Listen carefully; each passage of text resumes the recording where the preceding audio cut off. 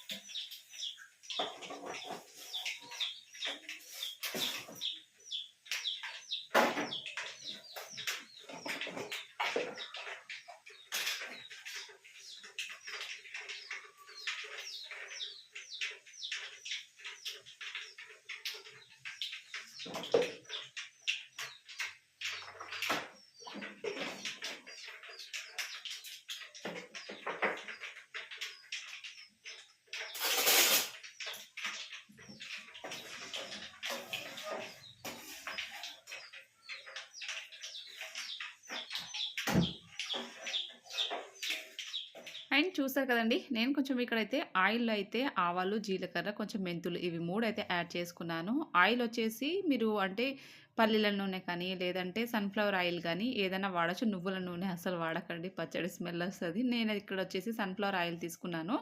కొంచెం లైట్గా చల్లారిన తర్వాత ఇదిగోండి ఓన్లీ వెల్లుల్లి పేస్ట్, అల్లం కాదు ఇక్కడ, ఓన్లీ వెల్లుల్లి పేస్ట్ అయితే ఇదిగోండి వేసేస్తున్నాను. కొంచెం గోరువెచ్చగా ఉన్నప్పుడు ఇలా కలిపేసుకుంటే మంచి స్మెల్ వస్తుంది అన్నమాట. సో ఈ వెల్లుల్లి పొట్టు తీయడానికి నాకు వారం రోజులు పట్టిందంటే అర్థం చేసుకోండి. అందుకే పచ్చడి ప్రిపరేషన్ ఇంత లేట్ అయింది కొంచెం. సో ఇలాగ బాగా కలిపేసుకొని ఇంకా మొత్తం పూర్తిగా చల్లారాలి, లేదంటే పచ్చడి అంతా నల్లబడుతుంది, తొందరగా బూజు వచ్చేస్తుంది. అంటే ఈ ఆయిల్ మొత్తం పూర్తిగా చల్లారిన తర్వాత నెక్స్ట్ ప్రిపరేషన్ ఏంటో చూద్దాం.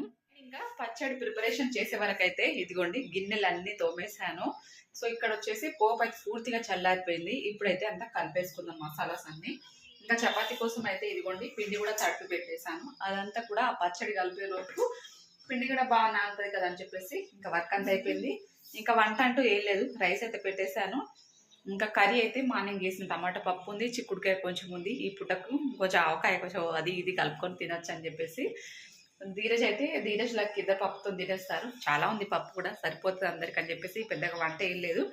ప్రిపరేషన్ కోసం అన్నీ ఇలా కింద పెట్టేసుకొని మంచిగా కలుపుకుంటే బాగుంటుంది కదా అని చెప్పేసి అన్నీ రెడీ చేసుకున్నాను. ఇంకా సో ఇప్పుడైతే పచ్చడి కలిపేసుకుందాం.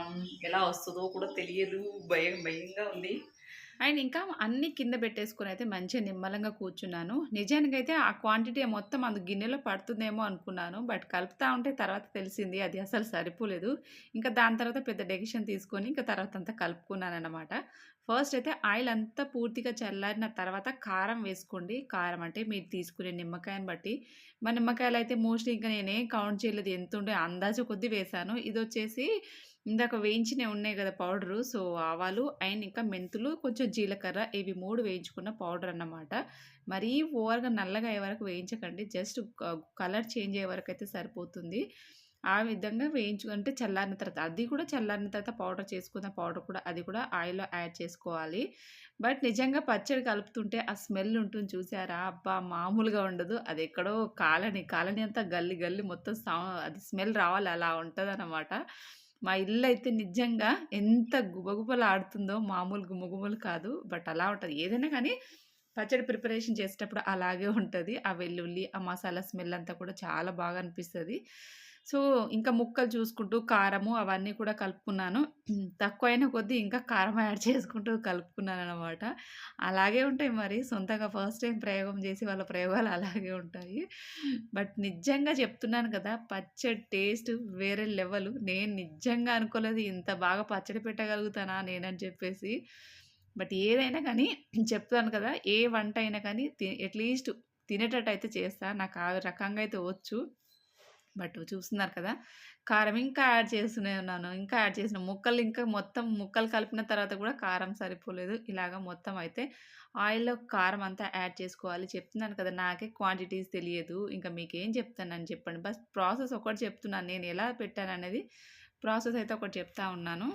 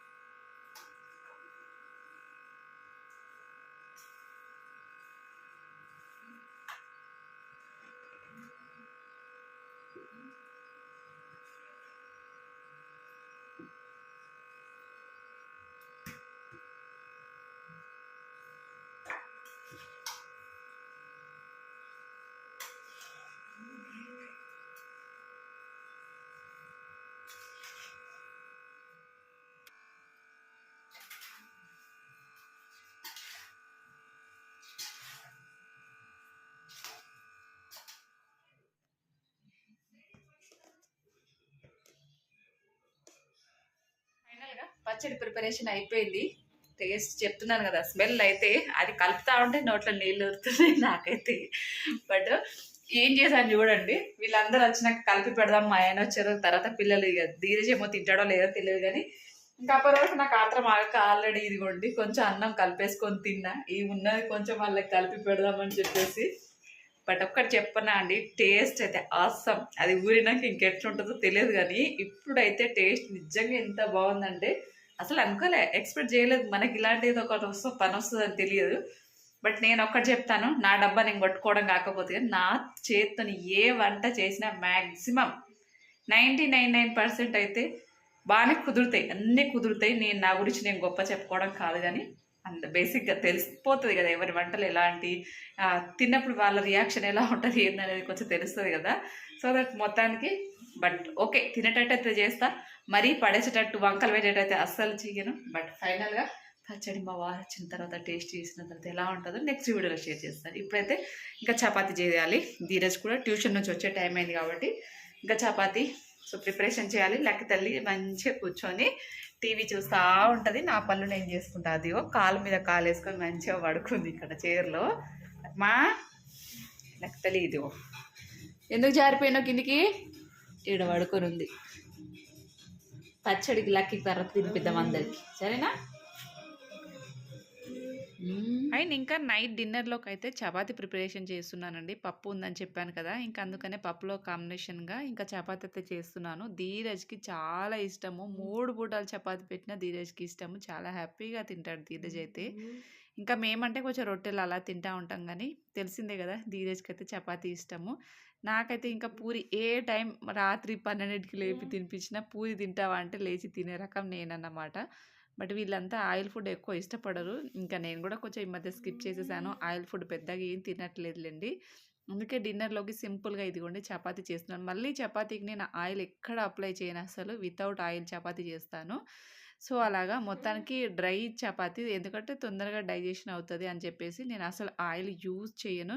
ఇంకా నాకు తినాలనిపిస్తే గానీ ఎప్పుడో అలా ఫోల్డ్ చేస్తాం. 2, 3 లేయర్స్ లాగా వచ్చేటట్టు ఫోల్డ్ చేసుకొని కొంచెం కొంచెం ఆయిలు, పొడిపిండి అప్లై చేసుకొని అలా ఆ మోడల్ చపాతీ చేస్తాను.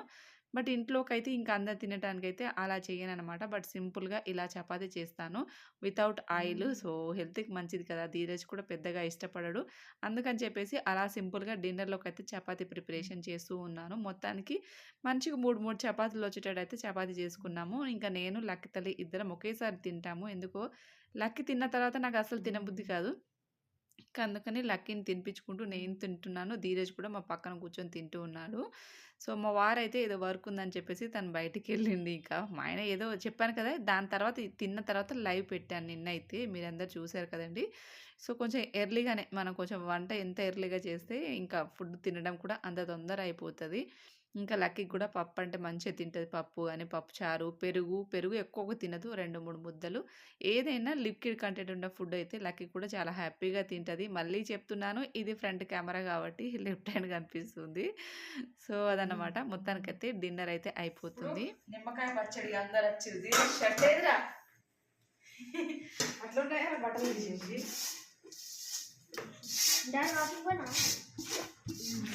డాడీ వాకింగ్ పోయింది. చపాతీ, అన్నము. నేను దాయిలో టేస్ట్ టీ షర్ట్ వేసుకుంటా. ఏంట్రా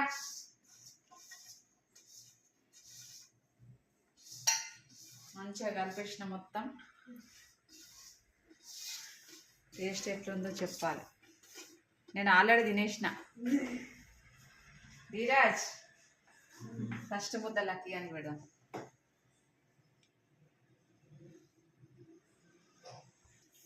ఫోటో కూడా కావాలి పడుతుంది.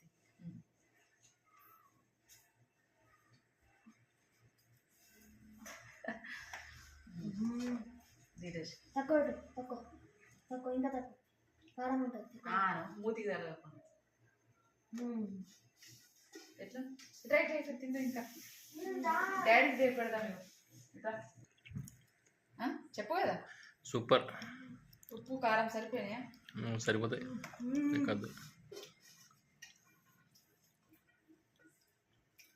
మసాలా అన్నీ ఊరినాక ఇంకా బాగుంటుంది.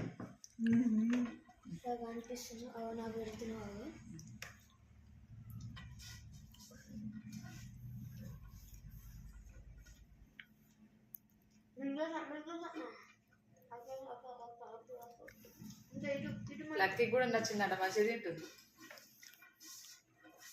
ఫైనల్ ఇది ఓకే నిమ్మకాయ పచ్చడి. సో ఫ్రెండ్స్ చూసారు కదండి నిమ్మకాయ పచ్చడి ఎలా అనిపించింది. మీకు నచ్చితే తప్పకుండా మీరు కూడా ఈ ప్రాసెస్లో ఒకసారి ట్రై చేయండి. ట్రై చేసిన తర్వాత మీకు ఎలా వచ్చిందో కూడా కామెంట్ చేయండి. Thank you for watching.